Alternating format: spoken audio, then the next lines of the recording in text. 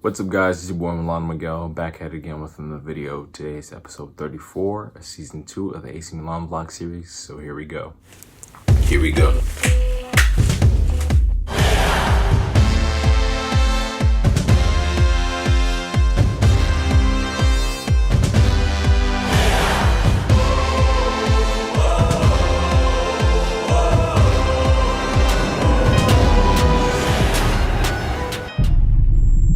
So match day 34 in the Serie A, Milan would take on Benevento after coming off the 3-0 defeat to Lazio. Milan really need to pick up 3 points here against Benevento. There were some changes made to the starting lineup. We had Donnarumma in goal, Dalot getting the start over Calabria. Simon Kjaer makes his way back to the bench. Alessio Romagnoli comes back into the starting lineup with Fikayo Tomori, Theo Hernandez, Ismail Benacer, Frank Kessie in a double pivot.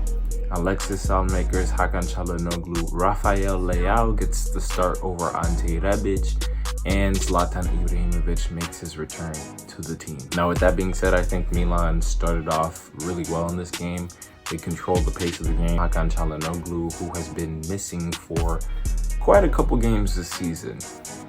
Some beautiful one-touch passing between him and Frank Kessie.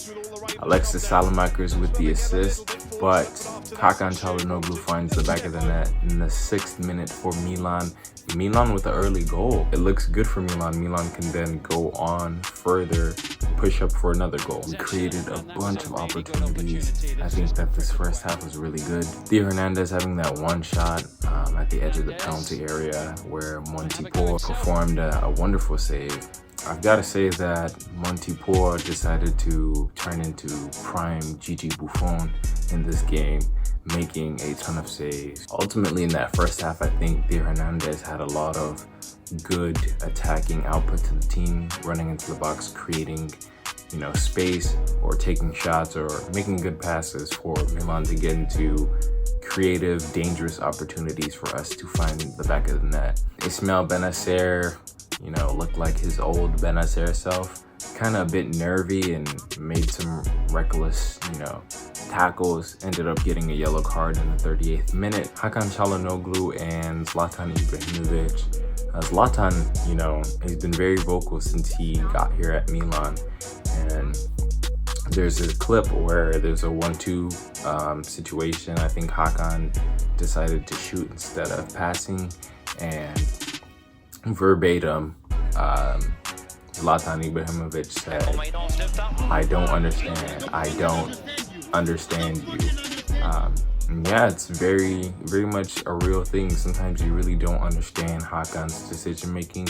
You know that he's tactically aware of doing great things. He's very creative, and he has the quality, but sometimes it just fades away and he has like mental lapses and he doesn't really know what to do, and he sort of questions his judgment in the final third, what to do. Kind of makes him look like a ditz. He needs to bring out the Hakan that we all know and we love and we know that he's capable of doing. Zlatan Ibrahimovic, ultimately the difference maker here in my opinion.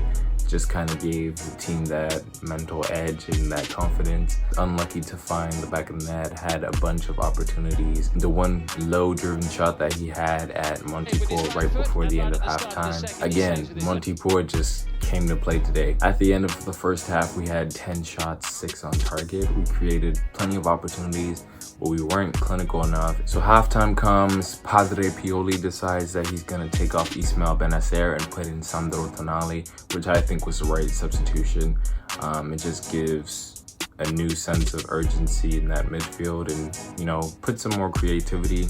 Also releases the risk of Benacer risking getting a red card. Benevento did come to play. They did create some opportunities, but they were very much wasteful.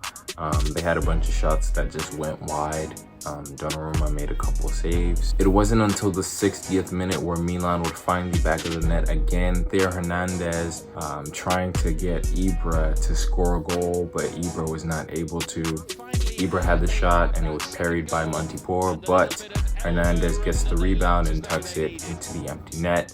Milan go up 2-0. Well-deserved goal for Milan. I said Milan created opportunities, but they just weren't lucky. It's kind of Milan's Achilles heel. They're not very clinical. They're not decisive in that final third where, you know, they take a shot and it ends up in the back of the net. We create plenty of opportunities, but they don't end up getting to the back of the net. In the 75th minute, Padre Pioli decides that he's going to take off Alexis Salmakers and put on Samu Castillejo, which I don't understand because Salmakers was having a pretty decent game. He got the assist. He's very much involved in the attacks that lead up to chances for Milan. His work rate with the way that he functions on the pitch is amazing. He's not a world-class player or world-class generational talent, but he's a hard worker for the team. Castillejo came on, and then Rafael Leao would see the bench, and Ante Rebic was put on as well. I think Leao had a decent game. You know, his work rate really showed today, but then it makes you question, like, where has the work rate been all season? Pioli also decided to take off Theo Hernandez and bring on Davide Calabria. That's kind of a normal substitution. You don't want to risk Hernandez getting a suspension against Juve, so that makes sense. And you want Davide Calabria to get, you know, a little run out on his legs for the next game. And then another substitution that kind of confused me was that Brahim Diaz would come on for Hakan Çalhanoğlu in the 86th minute. I mean, yeah, Hakan gets a couple minutes off of his legs, but that ultimately doesn't really do anything.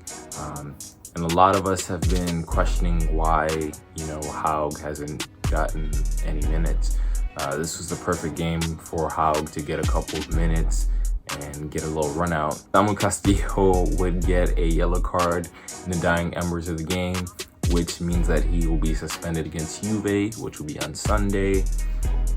Overall, Milan played a really good game and won 2-0. This should have been a game that we won 5-0, or should have been a very comfortable win. We should have scored more goals.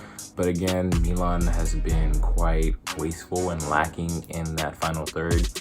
A 2-0 victory, much needed. We needed 3 points, but this was not a convincing result. And with Juve coming up, you kind of question, can Milan, you know, can they bring it together to get the result against Juve? We've seen them do it before, but can they do it again? My man of the match would be Zlatan Ibrahimovic. I just think that he is such an integral part of this team, and when he's on the pitch, it makes such a huge difference for this Milan team, rather when he's off the pitch. Yeah, so although he didn't score, I think he was the man of the match. You can give a shout for Kessié, had a good game. Theo Hernandez had a good game. On the offense, I don't think he did so well defensively. He also did take a boot to the face. Romagnoli, who made his way back into the starting lineup, had a really, really good game as well. Donnarumma was confronted by Milan Ultras telling him that if he doesn't sign a contract renewal before the game against Juve, that he shouldn't bother playing in the Juve match. Something that you would expect. It's a very foolish decision from the Ultras to do so, but Donnarumma should have expected that, especially with the last time that we had the contract renewal. It was a big saga and fans threw money at him. My thing is, hey, if you really want to stay at Milan, find a way to get it done with Raiola. Raiola is the agent of Ibrahimovic, and he managed to get it done, so why can't you get it done? You're 21, you're an adult. You may be young, but you need to speak up and advocate for yourself. If you truly want to stay at Milan for the next couple of years, make that known and have your agent comply with you, because that is your agent. You're paying him. He's not paying you. A good win going to Juve. I'm hoping that Milan can be the Milan that defeated Juve 4-2 at the San Siro. That's the type of Milan that I'm hoping for. It's going to be a difficult result.